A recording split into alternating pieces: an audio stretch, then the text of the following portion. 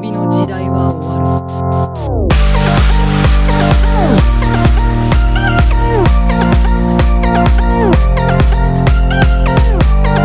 Hi guys, it's your boy Ambush Flipper here back with another video, and for today I'll be doing a new part of What If Deku Was the Son of Hades. I really hope you enjoy, and without other way, let's begin the story. We last left off when Izuku learned a lot about magic in Olympus and actually learned a few types of magic. So the next day was the sports festival. Sorry for saying that in the last part, the USJ. I'm really sorry. But essentially, Izuku was essentially tra- very excited, to be fair, when he was going to the USJ because a lot of a lot of people were gonna be there, and Izuku being Izuku, our typical normal protagonist is, even though he's a quote unquote god, he's still gonna be our little fanboy. So Izuku was very excited when he was in the locker room when he was preparing. But the only reason is Todoroki or Shoto. Just kidding, guys. But essentially, Shoto Todoroki came up to Izuku and essentially said that he is going to challenge him. He's challenging him essentially for number one place and to spite endeavor, you could say. But the only thing that Izuku gave to him was saying that good luck. Essentially that. To which Cerberus followed Izuku outside. While they were waiting, Izuku was really patient, to be fair. He was really patient. So, what he did next is that Izuku was actually talking to Cerberus of what do you think is going to be the obstacles, or you could say the challenge that they're going to give him, like in the Olympics. To which Cerberus just says that, well, I was thinking that it might be I don't know, maybe a foot race, maybe I don't know, we're gonna use our powers and stuff like that, or quirks. I'm not really sure. How about you, Izuku? To which Izuku said that, well, I'm kind of thinking as well as the more on the battle type because there's a lot of us. I think it's gonna be a battle royale. But Cerberus was right. When Midnight, our host, you could say, came up to the podium and essentially said that, welcome one and all for the annual sports festival, the UA Sports Festival. For today, we are going to be doing the cavalry race. And essentially, all the students must go in a line and must go around the school, around the building, essentially one-upping each other. But there are going to be challenges, obstacles, and so on. So be ready and be prepared. To which, what they essentially did was put a lot of the students in one room. So, well, not really one room or one site. So, when the countdown hit zero, Izuku wasn't really, jumping in or the first one rushing in. To be blunt, he was the last one to rush in because he knew something was off. To which Midnight was actually quite curious of why he didn't do anything. To which Izuku just says, that's the first challenge. The first challenge is just to get away, or should I say, just to exit the starting area or the first site. Which I let everyone go first because it would be easier for me and Cerberus to essentially go forward easier. So with everyone out of the way, Izuku starts to run with Cerberus, and Cerberus just asks, "So Izuku, can I transform or anything?" To which Izuku just says, "Sure, why not? It's fine with me if you transform." To which Cerberus just says, "Yippee!" To which after that, Cerberus transforms, and eventually, what everyone saw was a three-headed dog, essentially Cerberus. And the one on top of Cerberus was Izuku, to which, yeah, essentially, a lot of the people say that they were cheating, they were helping each other, but to be fair, the rules didn't say anything about helping each other, so, that's your problem, mate. That, that's your problem. So, Izuku eventually got second place because Cerberus was the first one to essentially go to the finish line because of her dog form, you could say, or her Cerberus form. To which Cerberus just says to Izuku, "That was very very exciting, Izuku. I really hope we can do that again." To which Izuku just says, "I really hope so too, but Cerberus, you're really hyper today. Did you drink any coffee or anything?" To which Cerberus just says, "No, I'm just happy to be with you." To which the Cerberuses hug Izuku. To which Izuku just, "Yeah, I love you all, girls. Come on." To which, yeah. After that, after that, the the next was the calorie. Well, that's easy for Izuku. Izuku has already Cerberus, and that's the only thing that he needs. Cerberus, the only thing, because in the cavalry, the cavalry battle royale, Cerberus has the most points, and they gave it to Izuku for essentially Izuku to be the rider. Ah, that sounds wrong, but yeah. Essentially, Izuku was the one that mounted, or the one riding on the cavalry. So, essentially, the three Cerberuses were hoisting up Izuku, to which Izuku just wondered, isn't it much easier if you just transformed? To which the Cerberuses just said that, where's the fun in that? Where's the thrill? To which Izuku just says, fair point, fair point. To which the cavalry battle went the same as canon until the important scene, which was when Todoroki was about to steal the headband, or yeah, the 10 million headband. To which Izuku, with his reflexes, actually managed to dodge. Well, yeah, managed to dodge as well as grab a few of Todoroki's headbands. And what happens is that the time ran out, and when they counted a lot, and I do mean a lot of their headbands, they discovered that they had the most points, and they were through to the next round. To which, yeah. After that, well, everything this everything went the same as Canon managed to be the perverted grape he is, as well as the girls being tricked to be wearing cheerleader outfits. But yeah, after that, well, Midoriya or Izuku was minding his own business and actually stumbles upon hearing Endeavor and All Might speak because he wasn't really, you could say, the talkative type, could say. But Izuku was really, really glad that this occurred because first off, he's going to be a lot more difficult than the other ones. But yeah. So, Izuku was essentially eavesdropping, you could say eavesdropping. So, he heard most of the conversation, but not all of it. Just getting out a few details saying that he will be the number one, and so on. Which eventually, when when he was walking in the halls, Endeavor actually spots him and actually let's just say, not really manhandled him, but essentially just grabbed his shoulder and suddenly asked that, "Can we talk for a second?" To which Izuku didn't mind, so said that, "Sure, why not?" To which Endeavor goes on a rant saying that Shoto will defeat him.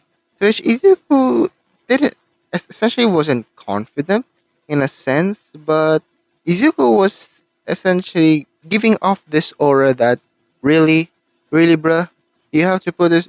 You you just had to say that to me, okay? Essentially that aura, and or essentially the aura when you are going to fight someone that's stronger than you, essentially like that. And my God, Izuku delivered.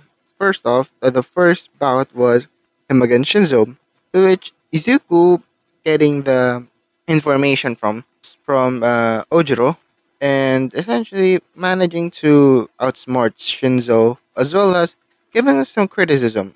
Not really, criticism like bullying criticism, but giving him points that he should improve upon. Like, you should learn how to do parkour, to maneuver around the buildings, as well as learn how to hand combat, as well as a little bit of weapon just in case for any circumstances. But that's it for Izuku and Shinzo. The next bout was against Todoroki against Zero, and because Todoroki was so pissed off of Endeavor, well, let's just say that Zero became an icicle. That's it. And yeah, that's the only thing. After that, well, Izuku was actually minding his own business, actually preparing for his fight against Todoroki, and actually, practicing his secret magic or the new magic that he needs to learn or master. So Izuku after that was really having fun, you could say. So he essentially was essentially making something, but I'm not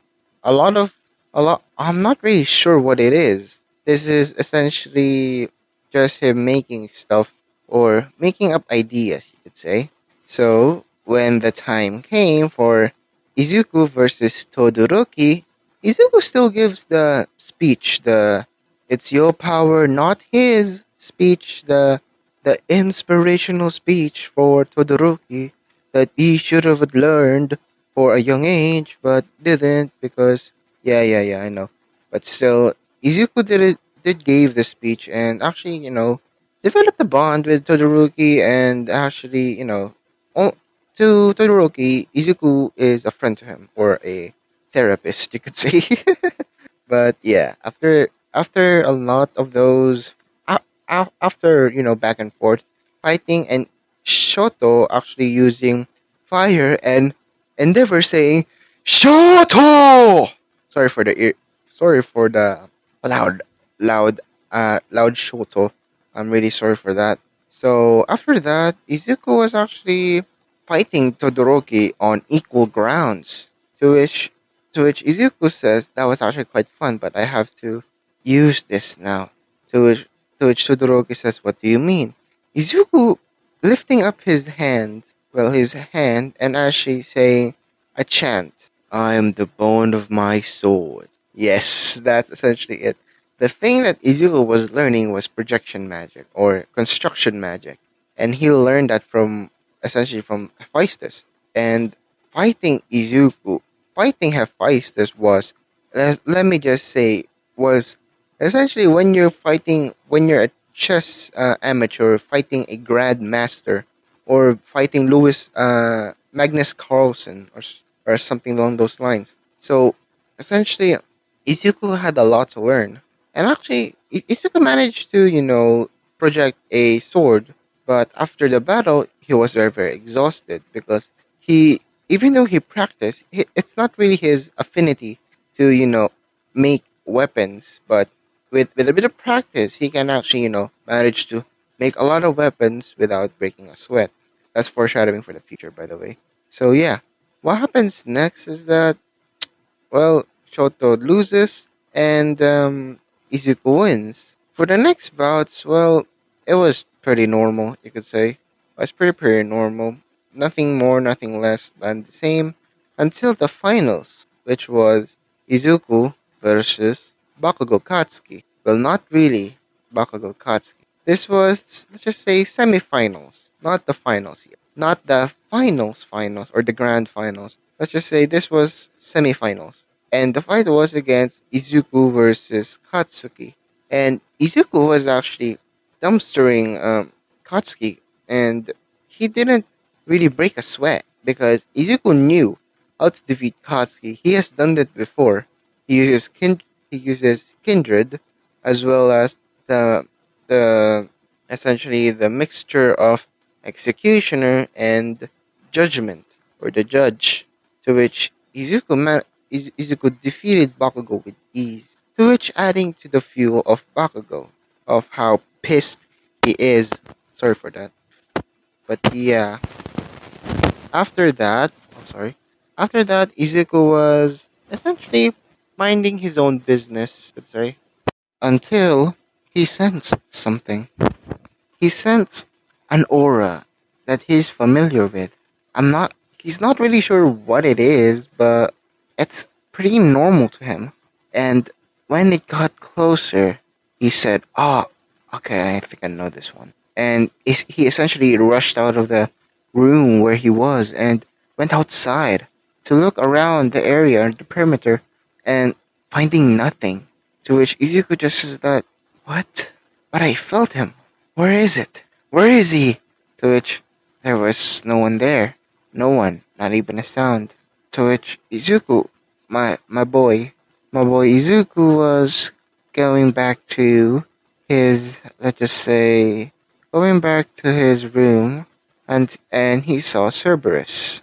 Cerberus, and I do mean Cerberus. So essentially, he was talking to Cerberus and essentially congratulating her on, getting to going up against him. To which Cerberus just says that he doesn't want, they don't want to hurt Izuku, that that it's not good for him, and that you might hate them, that Izuku might hate them. To which Izuku is just said that it's fine, don't worry about it. We it's a competition. We have to fight each other, so it's fine. But well, after that, Izuku was actually managing to calm down Cerberus. But if you guys might be wondering how Cerberus was able to actually fight, well, it was permitted that Cerberus was going to fight with three people because it's essentially a 3v1 in a sense, but because it's a part of her quirk, so essentially, yeah, that's essentially it. Just three people against one person. So essentially that. It's essentially just one quirk. Yeah. After that, well, Izuku was actually meditating until his name was being called and the fight with Cerberus was about to begin. Which the bout starts and Izuku was actually managing against Cerberus. Cerberus using a lot of techniques, a lot of firepower against Izuku, and actually getting him scratched, and as well as for Izuku getting Cerberus scratched. It gone for about 15 minutes of none of them dropping until Izuku sensed it again, to which Izuku says to Cerberus, Cerberus, stop it right now. Do you sense it? To which Cerberus just says, wait, he's here? To which a lot of the people were questioning because they didn't sense anything. They didn't feel anything, so what's the matter? To which Izuku just says, everyone evacuate now! Evacuate! To which, before Izuku could even let the public, let the people evacuate, an explosion occurs, and you could see three people going in, essentially out of the rubble and dust. After the dust settled, you could see a man with a beard, with essentially white hair, to which Izuku just says, so you're here, Kronos. To which Izuku just says to the god, or well, the Titan. To which Kronos just says, hello there, grandson. To which, yeah, Izuku essentially says, why are you here? To which Kronos just says, what else? To kill you. To which I have gained a little bit of help for that. Shigaraki, would you mind? Yes, sir, said Shigaraki. And essentially summoning the new Nomu, and it was congealed. It was for Izuku. He thought that God, it's a golem. It's a high, powerful golem at that. To which Izuku just said, "People evacuate now!" To which a lot of the civilians were panicking because they were, they were in the situation. So Izuku essentially said that, "Calm down, everyone. It's gonna be alright." To which Izuku managed to calm them a little bit. So Izuku was going to fight against Kronos, and Izuku just says to Kronos that he's not going to defeat him again like last time. Izuku said that he's gonna finish the job. To which the fight starts, and Kronos was actually pummeling Izuku with the help of Shigaraki and the Golem. To which Izuku just says, God damn it! Ah! To which, he said that out loud, spewing out blood, because Kronos was using a sword against Izuku. To which, this was live, that everyone can see this, even even to essentially the whole world can see this, and the pe a lot of the people were scared for Izuku, for a kid going up against a powerful person just by himself, and none of the heroes were doing anything. The reason why the heroes weren't doing anything because, well, they were tied up. They were put on a spell that made them paralyzed, and nobody can, and I do mean nobody can undo it unless they know magic, which none of them do.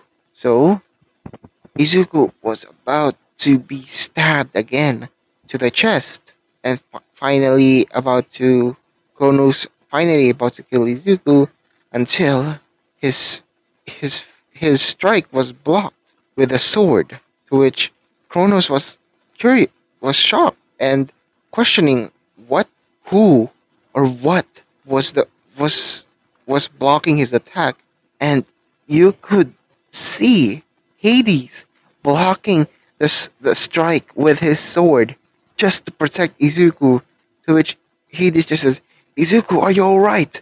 To which Izuku just says, I, I, I, st- I'm, I'm fine, but it still hurts. To which Hades just says, don't worry, Izuku, it's gonna be alright. Which, yeah. After that, Izuku managed to, and I do mean managed to fight against and I do mean a lot of pain. Because what sword that Kronos has was very, very poisonous. It has an enchantment that made essentially the one being damaged is going to be poisoned. Luckily, and I do mean luckily, there was Persephone, and Persephone managed to heal Izuku, and essentially calling the other gods, essentially calling Zeus, Athena, Aphrodite, Poseidon, and Hermes, and a lot of them, Ares as well as Aphrodite. Well, not Aphrodite, but as well as, let's just say, Hephaestus. And when Hephaestus heard that Izuku was going to die, she went ballistic. She went ballistic, and I do mean ballistic, like an overprotective parent, and start to wail on Kronos, fighting him. To which it didn't do anything to Kronos or anything, but the length Hephaestus was going to do just to because of anger of someone hurting Izuku was enough to actually go on ballistic. Yeah, that's it. And essentially, Kronos just says that you can't defeat me. You're too weak. To which a lot of them just says, we can't defeat you, but we can injure you. To which is it? To which a lot of the gods start to use their weapons and magic, like Zeus using their thunderbolt, Poseidon using his trident, and essentially suffocating Kronos underwater, and essentially Hades using fire magic, to which it didn't do anything to kill the Mad Titan, but it was enough to injure him. And Izuku managed to get up from from his from his wounds, and Persephone was a little bit concerned for Izuku and says, Izuku, you shouldn't get up. You should take rest. To which Izuku just says, I can't. I have to do this. I have to save. I, it's my responsibility. To which Izuku, what he does next, he essentially chants, saying that I am the bone of my sword. Steel is my body and fire is my blood. I have created over 1,000 blades, nor known to men nor known to life. And these hands will, well, I forgot essentially the chant, but, but essentially he says, unlimited blade works! To which it Hephaestus was very, very proud of Izuku when he heard, or when she heard what Izuku said, and she was very, very proud and saying that in her mind that so he's using that magic, the magic that he's been, the magic that he's been developing for a week. Nice.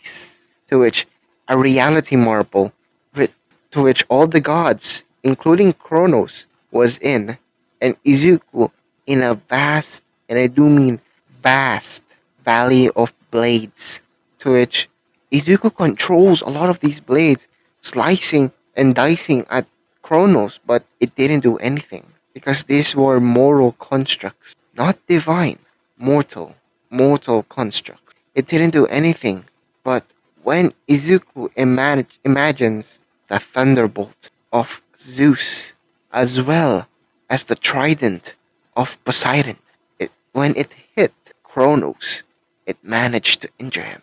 It managed to let him bleed. The gold blood that was in Kronos started to leak out, and everyone was shocked to see a divine construct, like a divine construct, the same as Zeus's lightning bolt and Poseidon's trident, to which Kronos just says that this is not over, essentially, essentially going away, and Izuku collapsing on the ground, exhausted, to which a lot of the gods were wondering what was that power, to which Hephaestus explains that this was the magic that he's been developing for a week in Earth time, you could say. That he's been developing for a while, and it was actually very fun looking after him while he was doing this.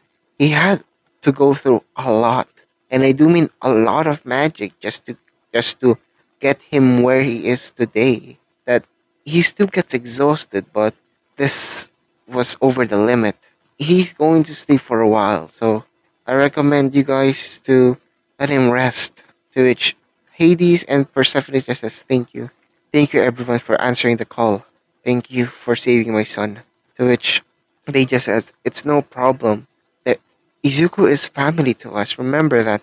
Remember that, Hades, okay? Izuku is family. And we always stick to family because we're family. To which they went home. Izuku was still asleep. Cerberus was worried for Izuku, and Hephaestus actually never went to Olympus and just went to Izuku's room essentially and essentially looking after him just in case anyone would dare to go into Izuku's room and you could say assassinate him, you could say. But no one did, luckily, until Izuku was, well, when he woke up. And what he first saw was Hephaestus, to which Izuku just says, Auntie Hephaestus, what happened? To which Hephaestus says, Oh, Izuku, you're awake. And thank God, you're alive again. To which Izuku just says, What happened? Ah. To which Hephaestus explains everything in Izuku's shock. And that's where I'm going to be leaving it off. I'm sorry guys if it's a little bit short or a little bit jank. I really forgot how to do this series, to be fair, and I really hope you guys enjoy this for let's just say for more for more parts. I really hope you enjoy, and like I always say, like, comment, subscribe, and see you guys later. Bye.